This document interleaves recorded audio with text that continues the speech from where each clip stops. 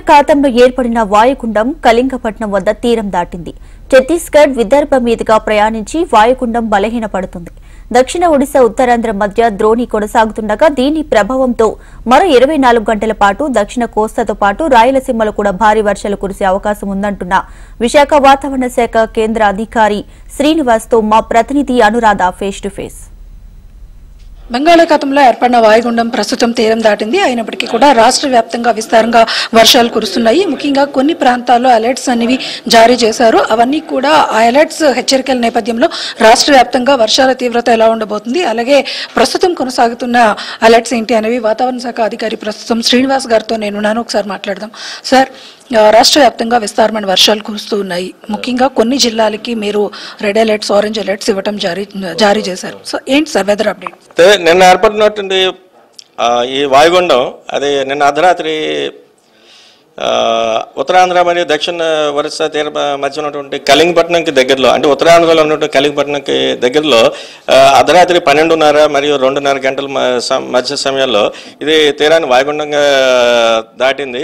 అలాగే ప్రస్తుతం ఇప్పుడు అది నార్త్ వెస్ట్ అంటే వాయు దిశలో వెళ్తూ ఇప్పుడు south Chhattisgarh, south Orissa and north Andhra తీరం వైపు వెళ్తుంది. అది నెక్స్ట్ నార్త్ ఆంధ్ర తీరం ఆల్మోస్ట్ క్రాస్ అయిపోయింది. ఇది it is going towards south Chhattisgarh and south Orissa. ఈ నేపథ్యంలో ప్రస్తుతం ఇప్పుడు అది ఎక్కడ ఉందంటే అది జగదాల్పూర్కి ఆగ్నేయంగా 60 కిలోమీటర్ దూరంలోను, విశాఖపట్నంకి వాయువ్యంగా 150 కిలోమీటర్ దూరంలోను, అలాగే నెక్స్ట్ కళింగపట్నంకి పశ్చిమ వాయువ్యంగా 190 కిలోమీటర్ దూరంలో కేంద్రీకృతమైంది. అది క్రమేపీ ఈ వెస్ట్ నార్త్ వెస్ట్ డైరెక్షన్లో వెళ్తూ south Chhattisgarh and Vidarbha and south Orissa ఈ ప్రాంతానికి చేరుకుంటూ క్రమేపీ బలహీనపడే ఛాన్సెస్ అయితే ఉన్నాయి. అంటే జనరల్ గా తీరం దాటేటప్పుడు ఆ దగ్గర ప్రాంతాల మీద ఎక్కువ ప్రభావం చూపిస్తూ ఉంటుంది. కానీ ఈసారి చాలా అంటే కృష్ణా అటువైపు ఆ జిల్లాల వైపు చాలా ఎక్కువ ప్రభావం చూపించింది. సో అంటే ఈ వెదర్ డిఫికల్ట్స్ ఏంటి సార్? జనరల్గా సీజన్ బట్టి సిస్టమ్స్కి కొన్ని సీజన్స్లో సిస్టమ్కి నార్త్ ఆఫ్ ది సిస్టమ్ ఎక్కువగా ప్రభావం చూపిస్తుంటుంది.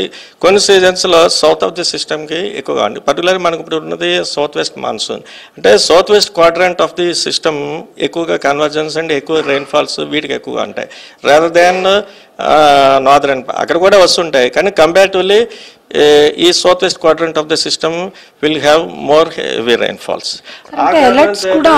కోస్తాలో మనకి ఎక్కువగా భారీ వర్షాలు, అతి భారీ వర్షాలు నమోదవడం జరిగింది.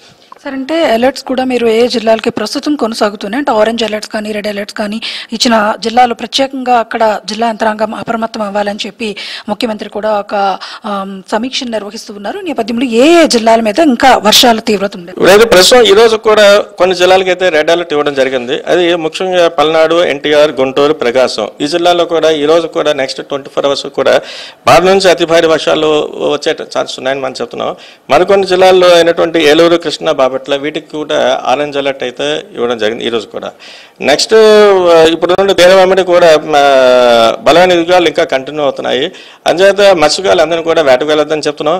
అలాగే నౌకాశ్రయాల్లో అందరికీ కూడా ఆల్మోస్ట్ నిన్నటి వరకు ఇచ్చినటువంటి సిగ్నల్స్ ఏవేంటి ఉన్నాయో అవి రిమూవ్ చేయవలసిందిగా అండ్ ఉపసంహరించవలసిందిగా మనం చెప్తాం. దానికి వెదర్ ఆఫీసర్స్ అంచనా ప్రకారం ప్రస్తుతం రెడ్ అలర్ట్స్ ఎక్కడైతే జారీ చేసిన జిల్లాలు ఉన్నాయో అక్కడ అత్యధిక వర్షపాతం నమోదయ్యే అవకాశం ఉంది. అలాగే ఆరెంజ్ అలర్ట్స్ ఇచ్చిన జిల్లాల్లో కూడా భారీ నుంచి అతి భారీ వర్షాలు కురుస్తాయి కనుక జిల్లా యంత్రాంగం అంతా కూడా అప్రమత్తం అవ్వాలని చెప్పి సూచనలు చేస్తున్నామన్నారు. అలాగే పోర్టుల్లో ఏదైతే ప్రమాద నెంబర్ హెచ్చరికలు జారీ చేశారో అవన్నింటినీ కూడా ఉపసంహరించాము. కానీ మత్స్యకారులకు మాత్రం ఆ హెచ్చరికలు మరొక 24 గంటల పాటు కొనసాగుతాయి. ఎవరైనా చేపల వేటకు వెళ్తే కనుక వాళ్ళంతా కూడా షెల్టర్ జోన్స్ లో ఉండాలి, ఎవరు కూడా చేపల వేటకు వెళ్ళవద్దు అన్నది హెచ్చరికలు జారీ చేస్తున్నామని అంటున్నారు. ఏదేమైనా మరొక 24 గంటల పాటు ఏపీలో మొత్తం అన్ని జిల్లాల్లోని కూడా భారీ నుంచి అతి భారీ వర్షాలు కురిసే అవకాశం ఉంది. కాబట్టి జిల్లా యంత్రాంగాలు అప్రమత్తంగా ఉండాలని సూచనలు చేస్తున్నారు. వీడియో జర్నలిస్ట్ నిఖిల్తో అనురాధ, HM TV, విశాఖపట్నం.